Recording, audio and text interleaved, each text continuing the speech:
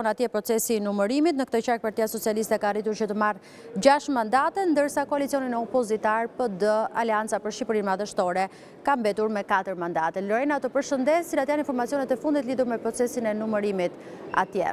Ka përfunduar? Po ju përshëndes edhe unë, Daliana, edhe në qarkun e Korçës ka përfunduar i gjithë procesi i numërimit në të gjitha bashkitë e qarkut të Korçës. Ka qenë bashkia e Maliqit ajo që ka përfunduar e fundit, ka përfunduar vetëm rreth 1 orë më përpara dhe sigurisht që edhe këtu kryeson Partia Socialiste me 10.698 vota, ndjekur nga Partia Demokratike me 5.792 vota. Me këto rezultate duhet thënë se Partia Socialiste ka ruajtur 6 mandatet e saj, ndërsa Partia Demokratike ka rënë nga 5 mandate që kishte në 2021 në 4 mandate. Pasi do të kujtojmë se qarku i Korçës do të përfaqësohet këtë vit me 10 deputet në Kuvendin e Shqipërisë, një më pak se në zgjedhjet e mëparshme. Tashmë, Daliana, ne kemi edhe një panoram të qartë sa i përket edhe numrit të pjesëmarrësve në qarkun e Korçës. Pjesëmarrja pa diasporën arriti në shifrat 120.813 votues, ose thënë ndryshe me përqindje 45.25%, ndërsa pjesëmarrja me diasporën arriti në 137.021 votues, ose thënë ndryshe me përqindje 51.3%.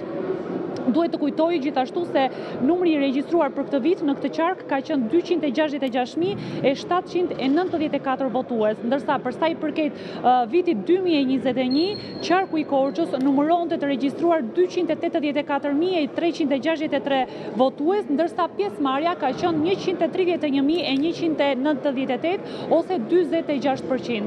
Sa i përket votave të numërimit të kandidatëve në qarkun e Korçës, ka nisur numërimi këtu në KZAZ numër 74, ku unë ndodhem aktualisht, në një nga KZAZ-t e Bashkisë së Korçës, ndërkohë që edhe në Devoll ka arritur të numërohet vetëm një kuti me numrin e kandidatëve, ndërsa pjesa tjetër, sa i përket Pogradecit dhe Maliqit, kanë akoma një pauzë pushimi dhe më pas do fillojnë edhe ata procesin me numërimin e kandidatëve.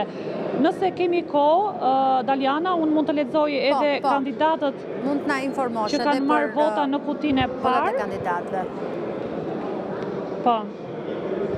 Atëre, një kuti që është numëruar pra në Bashkinë e Devollit, nga Partia Socialiste 20 vota ka marrë Besa Spaho, 16 Eni Zake, 14 Vinjola Rota, 13 Ilirian Pendavinji dhe 9 Arjan Jaoplari, ndërsa pjesa tjetër kanë marrë vota minimaliste, ndërkohë sa i përket Partisë Demokratike, fillojmë me Jari Damazeliu që ka marrë 48 vota, më pas 23 Kristiano Koçibelli, me 16 vota Edmond Spaho dhe gjithashtu pastaj pjesa tjetër kanë nga 4 ose 2 vota.